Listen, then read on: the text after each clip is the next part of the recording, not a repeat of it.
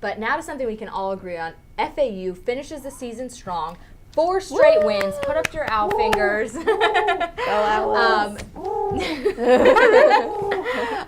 Okay, so we knock FIU out. How great is it to have the Shula Bowl trophy back in its rightful place at FAU? I'm starting to think this is not a rivalry, people. They have only beaten us 2 years out of the over 10 years that we have been playing this thing. I think we're ready for a new rivalry. As we move up, I see some UM rivalry. Of course, right now, UM does not view us as a rival, of course. But in a few years, I think we're going to be looking to set our sights a little higher than just knocking off FIU. Yeah, I tell you, it feels great to have the Shula Bowl back here at Boca Raton. And, you bring up a great point with them. They've only beaten us twice, okay? And last year, we went 3-8. It was not a good year. We really slid off the slopes the second half. And the year before that was even worse. Oh, exactly. So, I mean, those are your 2 times. I mean, if you're an FIU fan, you don't have much room to start bragging in any way about this whole rivalry thing. It's just about the whole proximity of the locations of the school. In reality, if we want to start talking about in-conference rivals and close games played by 2 teams, I would argue that a possible rival with us could be Middle Tennessee State because they were in the Sun Belt with us before, and we play them tough every single year, and it's always a close game with them. And they are a very tough team. Yeah. Normally they get the better of us, but still, huge game for us. Pierce, I know you got to be there on the field covering the game for Owl TV. How exciting was that? It was amazing. Like, FIU just was nowhere near as good as we were. They went 1 for 15 on 3rd down. Quez has another big game in the air, finally. Like, he's been playing better with the arm because they're stacking the box against him now. He was 10 for 19, 218 yards, 3 touchdowns. 1 pick at the end. It was on a stupid pass, but they should have been running the ball. You're forgetting something, a key statistic, though. The young man, Jack West Johnson, he doesn't have any other games. 34 receiving yards. I like Jack West Johnson. I'll tell you, he's a player. Another couple standouts. Damian Fortner, I mentioned this young man's name again. Ever since he got out of the mud with all the troubles he had with his suspensions at the beginning, he's running for 100 yards almost every game, for 100 flat. Okay. Our defense totaled 8 sacks in the game. Yes, we need to mention Martin Wright because he had a career high. He just came out, played the game of his life, his career. What a great way to get some attention and show those NFL scouts. This guy means business. I mean, 4.5 sacks in 1 game. Yeah, and Corey Henry had 2.5 sacks as well, which he's a common name we mentioned on the show. So what an exciting game. I wish we could have put up a few more points on the board, but hey. Yeah, the score really doesn't do justice to the fans out there that didn't see the game. It's 21-6, but we completely dominated the game. It's not even close. What do you think about this, Hannah? I'm really excited for our team. This is our 4th consecutive win in such a long time, and I'm excited to see where we'll be going next year and if we get to the bowl and everything. Exactly. Even if this is the end of our season. I mean, ending a season with 4 wins in a row is huge, especially when you only play 12. That's a third of your wins. So exciting. We still have the chance to go to bowl. We could. Yes. It's looking bleak. We needed some people to lose. They didn't. But it's still up in the air. It's still possible. FAU fans, December 8th, this is a big day for us. Not only will we decide our fate, our bowl fate, but we will know if Pat Chun made the right decision with the head coaching staff. So, Keep right. Enough with the phony right puns. We'll move on to some NFL. Okay, Eagles, 4 straight wins, much like our Owls. Soaring together. Yes. Flying high. They're sharing nests.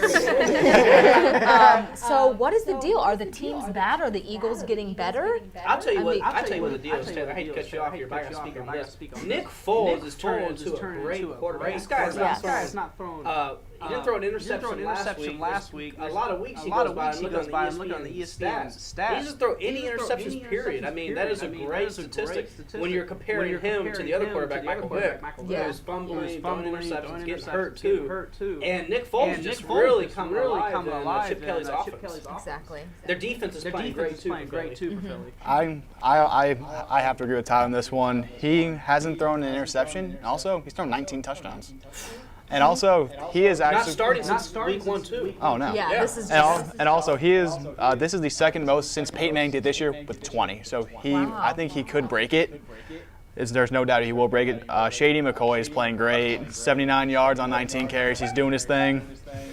Yeah, Nick Foles, I think, is now the franchise quarterback. Yeah, I think there is no question. Michael Vick, we might be seeing you at the unemployment line at the end of the Nice season. knowing you. But I'm sure a team. He'll be the should, Cardinals.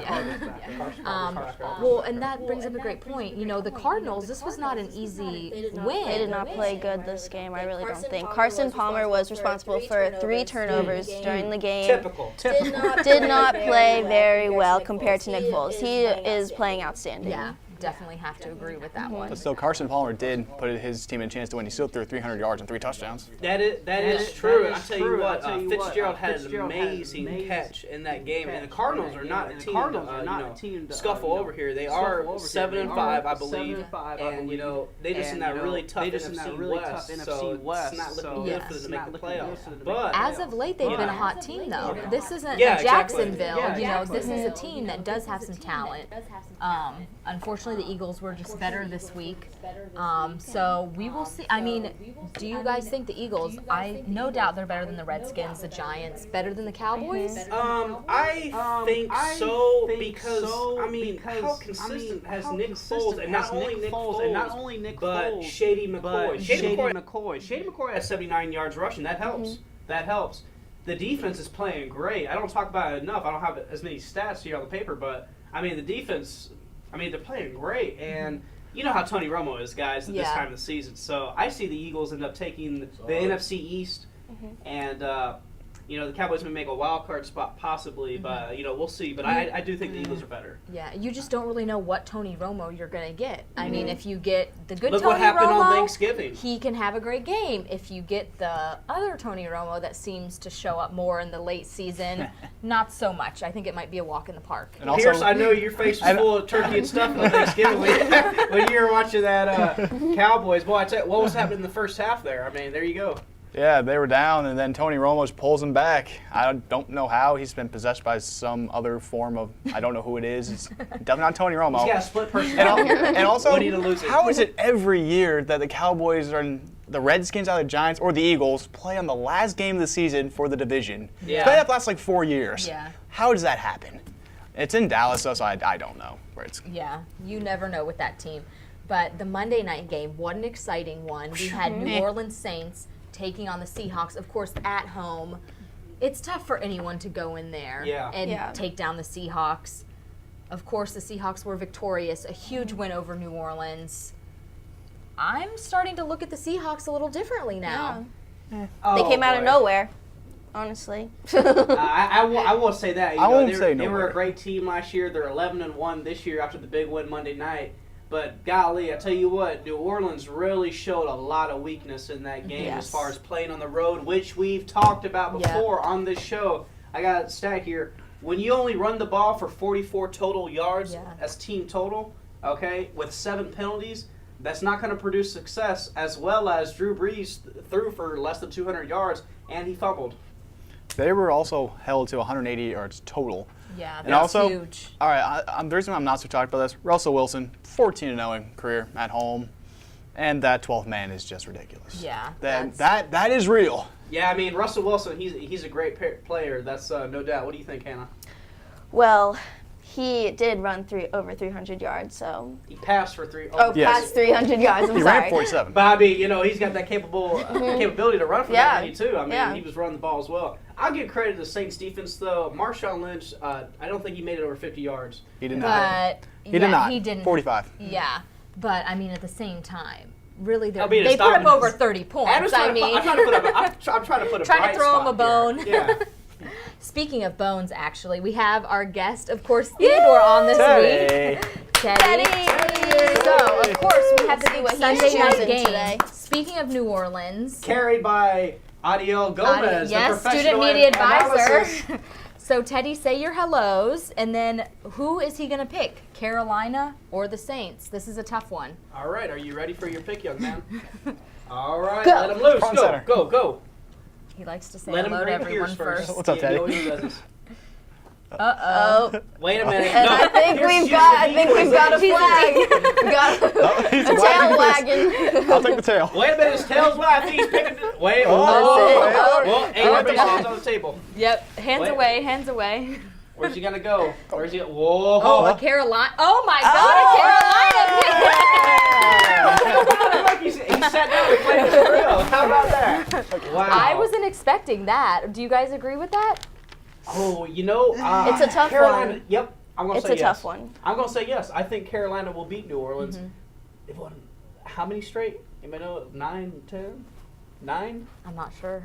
They've won a lot straight. They won. Okay, my handy cameraman is telling me they won 8 straight games here. All right, She lost New Miami. Orleans coming off of a tough loss on the road. Ooh, I'm going Carolina, guys. I'm going New Orleans because it's in the dome. Yeah, That's the, Yeah, that's the I'm gonna second have to best agree. home field in the league. I think it's a big test for Cam Newton, though. I think he's going to pass. I have think to so. agree with Pierce. All about the Saints. We'll see how it goes. I'm gonna have to go. I'm gonna stick with Teddy. He's 2-0 as of now. He's so 2-0. he's been right. Carolina defense. Come on, center, son. So we'll see how it goes. Thank you guys for joining us. It's been a great semester, and we'll catch you next semester.